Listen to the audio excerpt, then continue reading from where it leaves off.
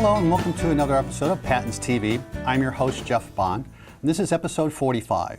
And today we have with us two guests who are going to share information regarding changes that are going to be happening to Braille. Our first guest is Leslie Durst. She's with the Indiana Educational Resource Center, and Marcee Wilburn, who is with the PASS project over in Indiana State.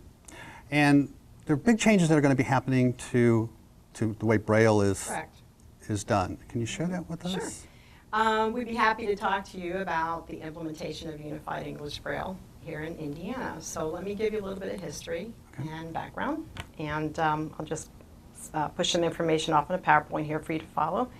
So what is the UEB? Well, the UEB is the Unified English Braille, and it is a code that simplifies and unifies our existing Braille code now. The English Braille American Edition, or EBAE, will be going away.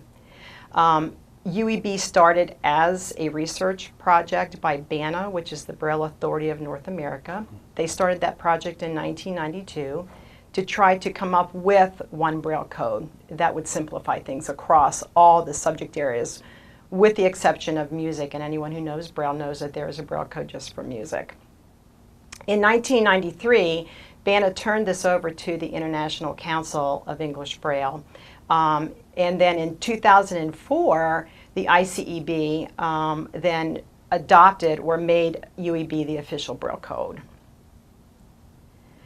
The ICEB does have a number of English-speaking members. US is one. Most of those countries did adopt the UEB shortly after 2004. The United States held off. They wanted to study it. But officially on November 2nd of 2012, BANA did adopt the UEB for the United States. Last November, they did announce that January 4th, 2016, in celebration of Louis Braille's birthday, they would be implementing the UEB here in the United States. So why UEB? Why would we be switching? Well, English is a language that evolves. It's always changing. And it has become much more diverse and visual, as you know, we're in this digital age. Over the years, there's been drastic changes in print. There's been new characters, icons, print layouts, fonts. And to account for this, they needed to be able to expand the Braille code. They needed to be able to add new symbols, and they were not able to do that in the existing EBAE. Also, print is increasingly digital, and Braille readers now have access to electronic devices, the refreshable Braille displays, and they wanted to get instant communication to these devices. Braille users also needed a code that would convey the same information that sighted readers were getting in print. They needed access to that exact same information as it was being presented. The inconsistencies with the current EBAE, and it has very complex rules, really created a problem for what we call forward translation, which is print to Braille, or back translation, Braille to print. And it wasn't able to happen very seamlessly. So the UEB does allow for greater accuracy in the back translation part of things. So we're looking at how UEB will help. Well, as I said before, it will provide more consistency. It will provide less ambiguity, fewer exceptions to the Braille rules than we have now. So Braille will be easier for our students to learn and for us to produce it.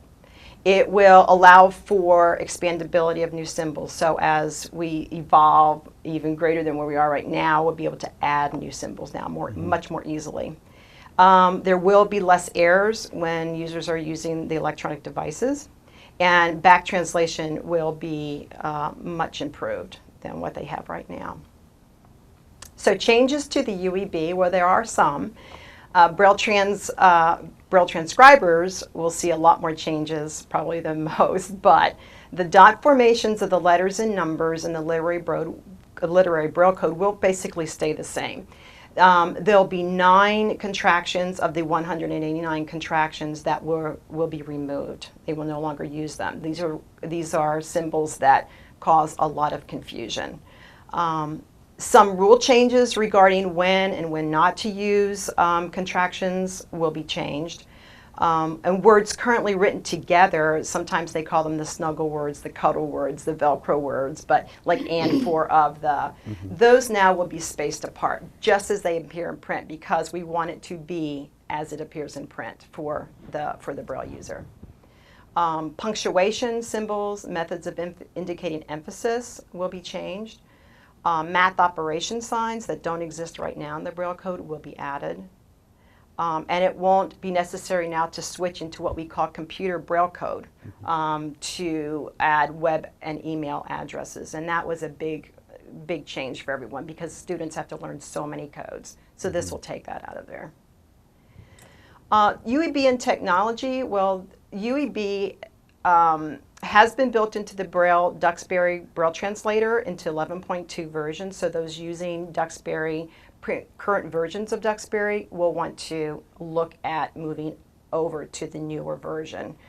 They're coming out with a release next week, the SR3 version, that will actually put Braille, a band of formats within the UEB template within this software, so it'll be very useful.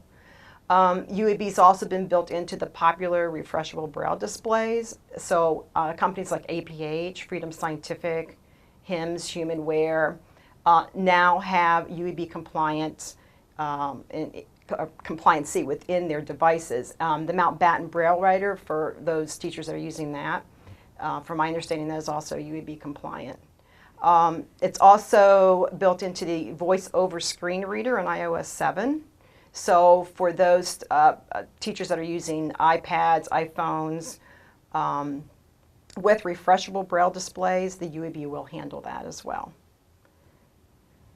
So in terms of the UEB transition, well, the full transition over to UEB is going to take a number of years. This is not going to happen overnight. There's a lot to do, from producers, from students to consumers. I mean, a lot involved in that. But in Indiana, we're looking at training our teachers during this coming school year. And then with the idea that they will start teaching their students in the 2015-2016 school year.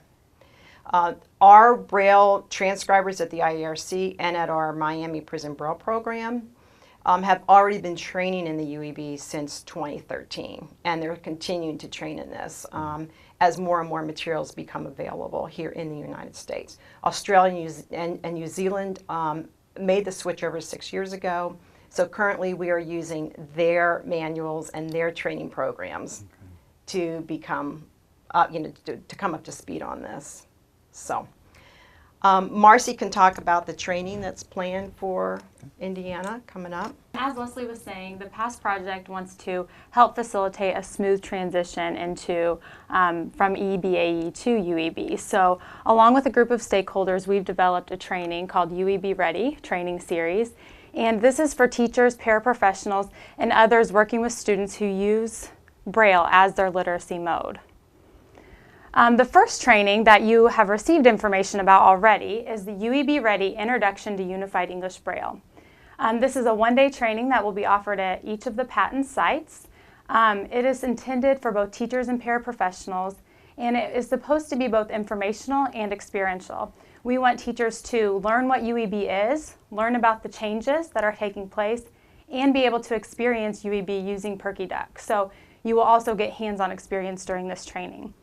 At this training, you will receive Ashcroft's Programmed Instruction, Unified English Braille. Each district will have that text to work through, whether it be independently or for use with our future trainings. With that being said, registration information was sent out via the VI listserv and the training listserv. If you have not received that, you can also find information on the PASS website as well. Next slide. UEB Ready is also going to offer a listserv. We do have our VI discussion listserv for teachers, but this is intended for transcribers, paraprofessionals, other professionals working with students who utilize Braille. And it's more to talk about just the implementation of Unified English Braille within the United States and within Indiana, ask questions, share resources and strategies, and just discuss some of these important issues. In the spring of 2015, we will be developing a supported independent study, and this is a 16-week training program offered through Indiana State University. where teachers and paraprofessionals will be using the Ashcroft text within this program. Rather than working through Ashcroft text independently, you'll have instructors available to answer questions, provide support. Checkpoint quizzes will be developed to hold teachers accountable and to work through it, and there will be a final proficiency exam at the end. We say 16 weeks because that will be the deadline for the course and how long it will take to pass that final exam. However, those who are able to work through more quickly will be able to do so. Because it's offered through Indiana State University, graduate credits may be available for this course if people are interested in that. In addition, we'll have 3 trainings that will be more like our past trainings in the past that are statewide trainings that will be offered in Central Indiana. The first one is Teaching the Transition, and it is for teachers and paraprofessionals. And it's going to offer strategies and resources to help with the transition of EBAE to UEB for students. What's going to work best in teaching students this transition? Potential presenters could include Frances Mary DeAndrea and Kay Holbrook, and we will be contacting them to see if they are able to assist in this process. The next is Teaching the Technology. So this is not only important for teachers and paraprofessionals, but we also want parents and students to attend this training. And like Leslie was saying, several of the technology devices available already support Unified English Braille. And so we're going to invite those vendors, APH, HIMSS, Humanware, Freedom Scientific, to come in and talk about what their devices are capable of and how to utilize these devices with students. Knowing the technology and having knowledge of what they are capable of allows us to make better decisions for our students and to best meet student needs. So it's important for all the team players to attend this training and learn about the technology available. And the last of the 3 training series is Teaching the Software. And this is really over Duxbury Braille Translator, and it's helping teachers learn how to utilize this within their practice. So teachers and paraprofessionals will be encouraged to attend that training. We hope that you're able to attend all of these trainings with us this summer. This is a tentative plan of the trainings that will be taking place.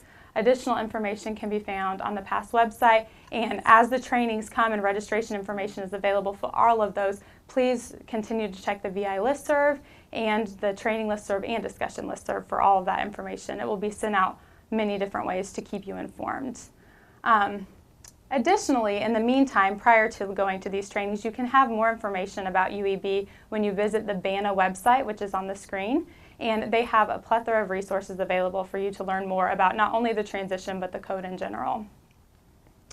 If you have any questions or concerns, please feel free to contact Leslie and myself. We would be more than happy to answer your questions regarding this transition. We really want it to be a smooth transition, and we want to be able to support you in this process. Great. Well, it sounds like a lot of training, first of all, is going to be available because it's such a big change. Correct. So, I think there's a lot of work to be done, but it sounds like Indiana's behind the ball. I mean, they're really ready to go with it. So great. Yes, we put in a lot of time and effort to put these things in place and hopefully to prepare our state for this. For this big change. Implementation, yeah, Right. and an exciting implementation. Yes, several people working together to develop a plan that will work for Indiana. So Right. Great, it's important. great. Well, thank you both. Appreciate all the Thank you. information, Appreciate it. and we'll get it out. We have our presentations archived on the Patents website, patentsproject.com, and you can scroll down to the Patents TV, click on it, and that information will be there for as long as we can keep it. So I'd like to also mention that the next presentation is our vendor presentation, and the featured vendor for that particular show is going to be Teachtown.